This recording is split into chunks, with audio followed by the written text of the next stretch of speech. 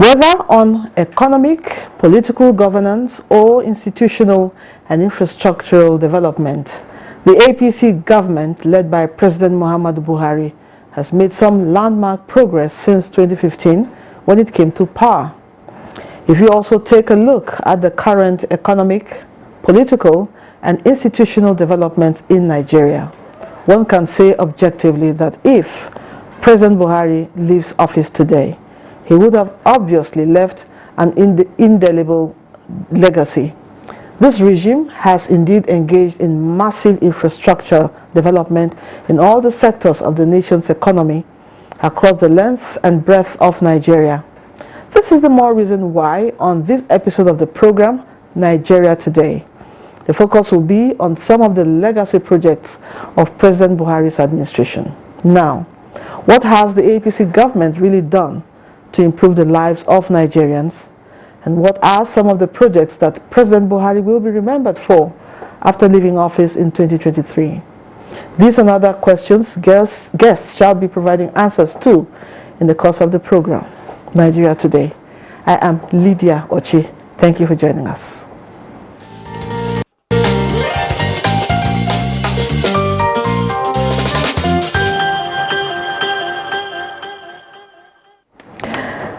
I have with me in the studio Jelili Suleiman, Chairman, Alimosho Local Government Area of Lagos State. You're welcome to the program. Yeah, thank you very much. We hope to be joining other guests via Zoom as soon as we establish connection. Okay, let me go straight to Suleiman Jelili. As a local government chairman, how would you describe some of the greatest achievements of the Buhari administration as far as local governments in Nigeria is concerned? Yeah, thank you very much, the viewers at home and Nigeria at large. Once again, my name is Jelili Suleiman, the chairman of Alimosho Local Government, the largest local government in Nigeria that is highly populated in terms of populations, in terms of economic contributions to the Alimosho Local Government is equally there. I can tell you that as far as Alimosho is concerned, it's bigger than some states in Nigeria because we have about huge numbers of people residing in Alimosho Local Government, which there are about 8 million plus of the people residing in the Alimosho Local Government. So with this, we can say that Alimosho Local Government is highly and densely populated. Okay. So with that, as far as our president is concerned, President Muhammadu Buhari has seriously and sincerely put down a lot of legacy that compared to the last compared to the administrations of the People Democratic Party, I must confess to you that he has touched all areas of our lives vis-a-vis the infrastructural development. A lot of roads constructed by our amiable president. A lot of hospitals too were constructed under his able leadership. Equally, a lot of schools, universities were equally constructed. You can go to the extent of seeing federal government constructing the road and drainages in all the tertiary institutions that we have in Nigeria, and that is a landmark achievement that our able president, our father, and our national leader, as far as APC is concerned, so he has done. Likewise, in the area of human capital development, he has equally contributed immensely to that. You can compare during the PDP's era, where you see a lot of people, you understand, living in abject poverty, where roads are bad. You can see where people are begging years and there. Where there is no security, Boko Haram years and there. You can see what our able president has done during this administration. So I must confess to you that Nigerians are equally attest to the fact that our president has done a lot of development, be it infrastructural and human development. Okay, now let's come down to your local government, Alimosho. Okay. What are these achievements or landmark achievements you've recorded under this administration that is particular to your local government? Yeah, thank you very much. As I've rightly said that Alimosho is the largest local government.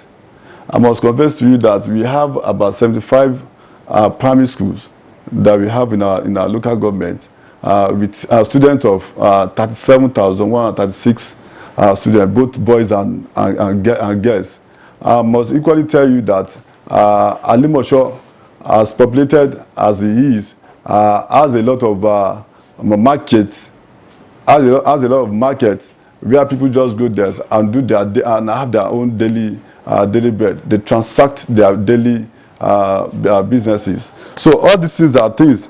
And the Alimosho that we are even talking about, I must let you know that it was created in 1945 under the western region. You know, so from there, it started increasing in terms of infrastructural development. It started increasing in terms of educational development. It started increasing in terms of health facilities too. I must equally let you know that as far as Alimosho is concerned, it has about 161 primary health facilities, be the private and the public. In Alimosho, we have about 125 primary private hospitals, okay. And also we have about 36 primary health care centers, okay, that we have in Alimosho local government. Okay. So all these things are things that my able leadership under our great party APC have touched during my stay in this in the government. I must confess to you that my plan is to ensure that we have a lot of primary healthcare centers across all the wards that we have.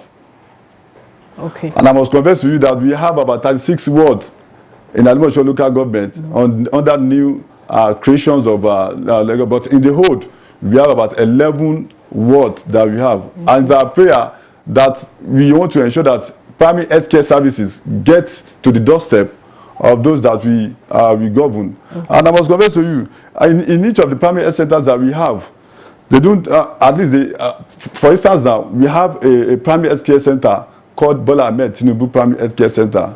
That's situated along Akunwojo Road in Alimosho local government. I must confess those that attend that primary health care center for one services or the other, be it antenatal, be it family planning, be it immunization, be it outpatient delivery, they are not less than about 3,000 every month, averagely. Okay. Now, Suleiman, yeah, as a chairman of the closest government to the people, yeah, please share with us more wins of this administration, especially at the grassroots level, and why you think the APC should be revoted into power in 2023. Yes, I must confess to you that we have no choice. Nigeria has no choice than to vote APC into government comes 2023. As I've already said, let's look at it from the area of security. You know, the level at which Boko Haram was disturbing Nigeria during the PDP era, and compare that time to this time, you can see that it has reduced to the last minimal, and that shows that APC under our able leadership of President Muhammadu Buhari has done a lot of security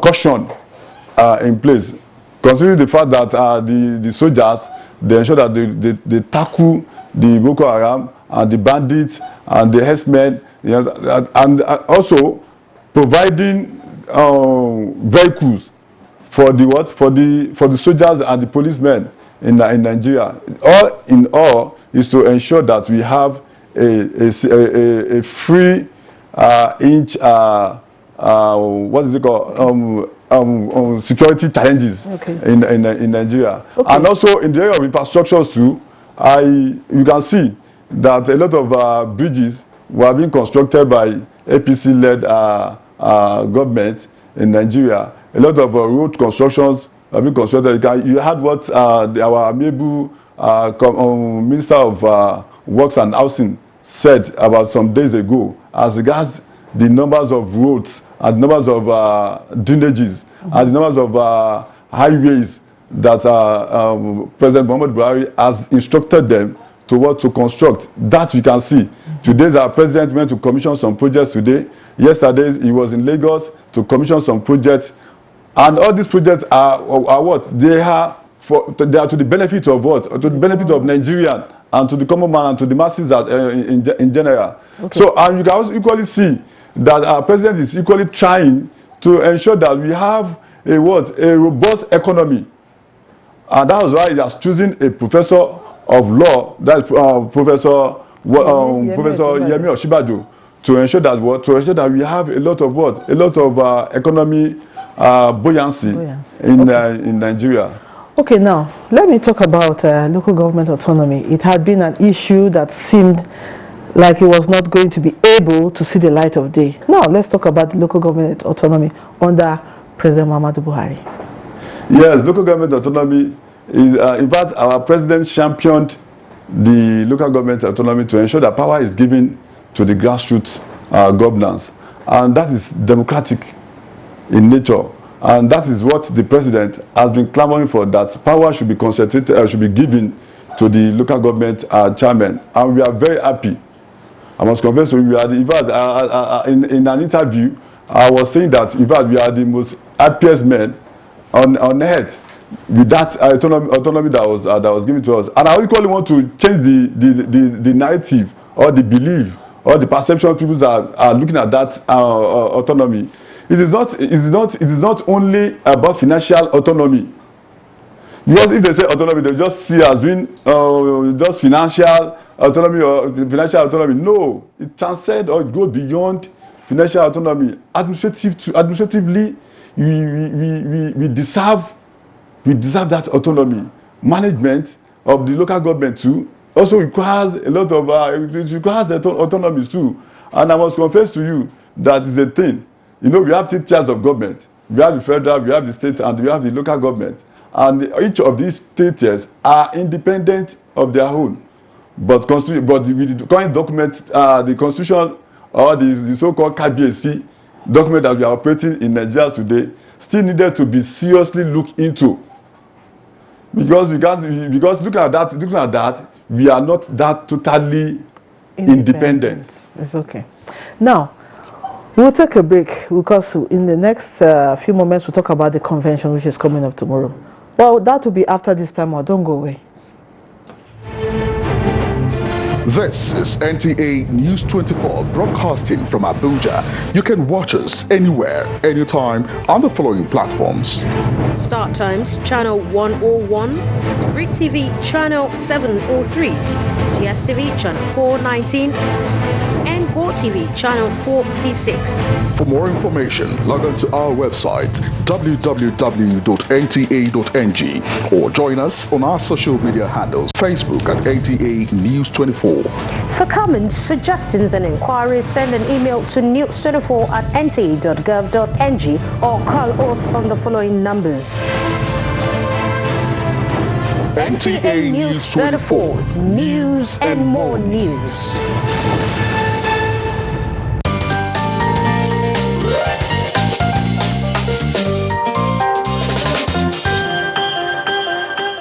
Welcome back. It's still Nigeria Today, and our guest is still in the studio. That's talking about Jelili Suleiman, Chairman, Alimosho Local Government Area of Lagos State. Thank you for staying with us.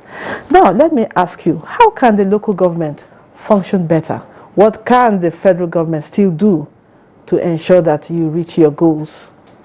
Yeah, thank you. The first thing that the federal government should do to let local government get more better than the way it is now is firstly to amend the constitution of the Federal Republic of Nigeria in relation to the local government. And secondly is that the federal government should assist by creating a lot of training to the local government authorities in all the 774 local governments that we have. There should be a regular interface or regular discussions or meeting between the federal government and the local government. Okay. And also that we need to ensure that the power that is fused that is highly concentrated at the federal is broken, given to the state and given to the local government. Don't forget that the local government, they are the most closer to the people. The urbans are there, the traditional the traditional leaders are there, the artisans are there, the youths are there, the women are there, the artisans are equally there, the Khan are there, the League of Imams, they are there too. You understand? So, and the first point of call is no other place, or the first point of visit is no other place than the local government. That is why some power should be given to local government. Some resources should be disbursed to the local government in order to have a robust grassroots governance. Is very, very, very, very important, and is very, very key in ensuring that we have a true, free, fair, and good democratic setting in Nigeria. All right, Suleiman. The APC convention is tomorrow. By God's grace.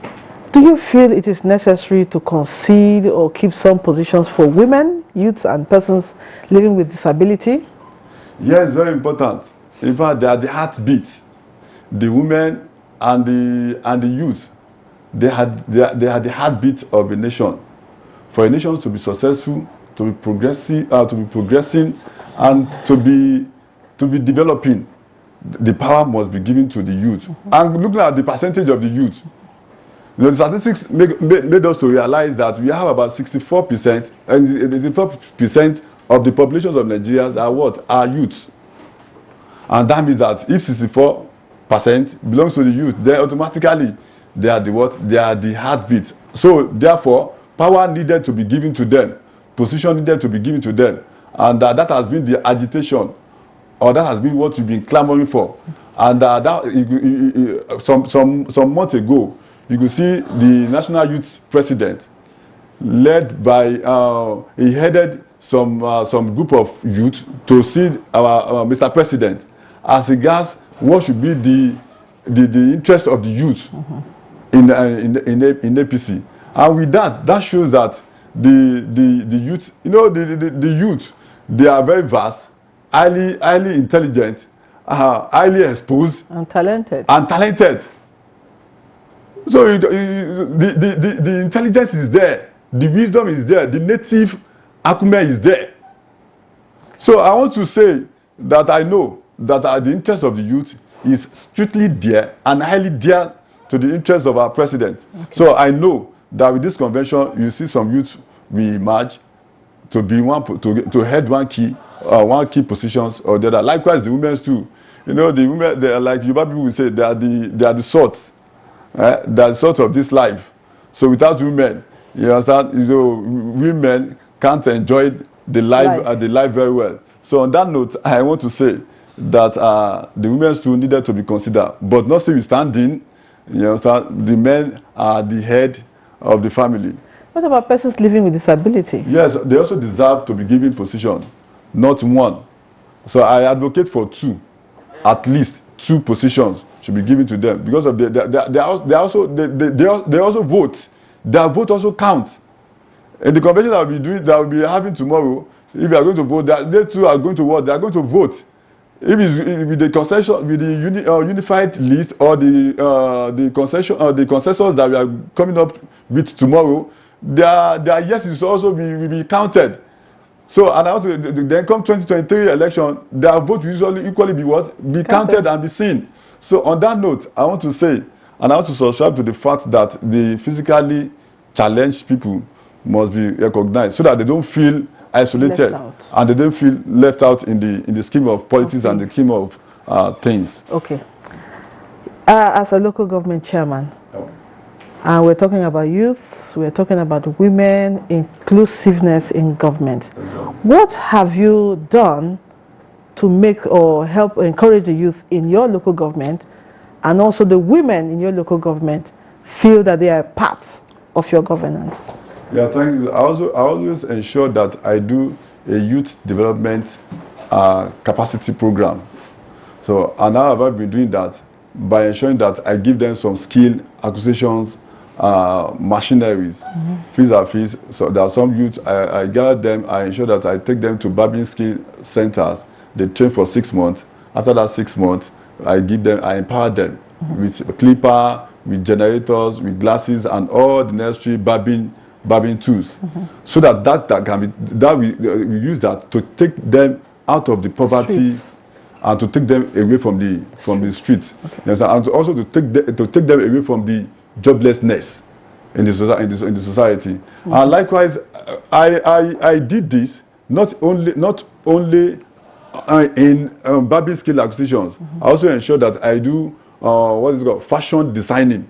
So I gathered some of the artisans in my area, at the grassroots. I ensure that I gathered them, train our youth, especially the women and the men folks. I ensure that they train them on how to sew materials. I can tell you that this clothes you are seeing was sewn by one of my citizens. You to be precisely sew this. So when I wore it this afternoon, some people are just saying that, ah man, this is fantastic. I said the courtesy of some of my youth in my local government. That's wonderful.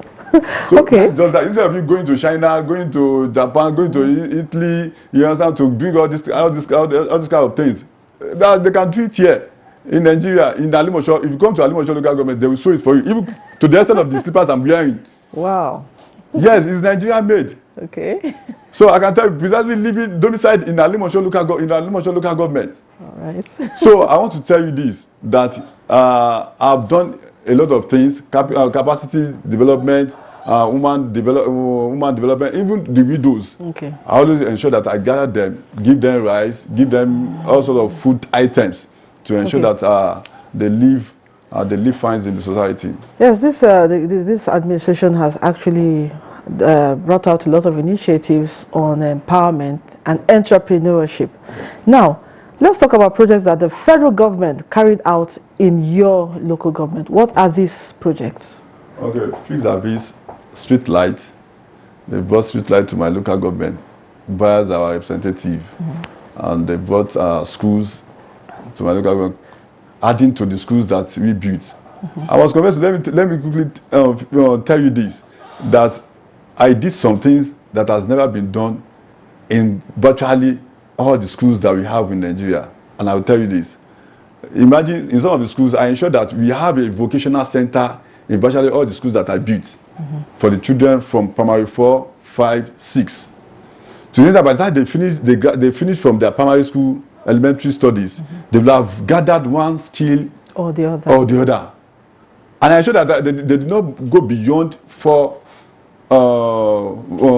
skills: barbing skill, fashion designing skill, shoemaking program, and tailoring, fashion designing.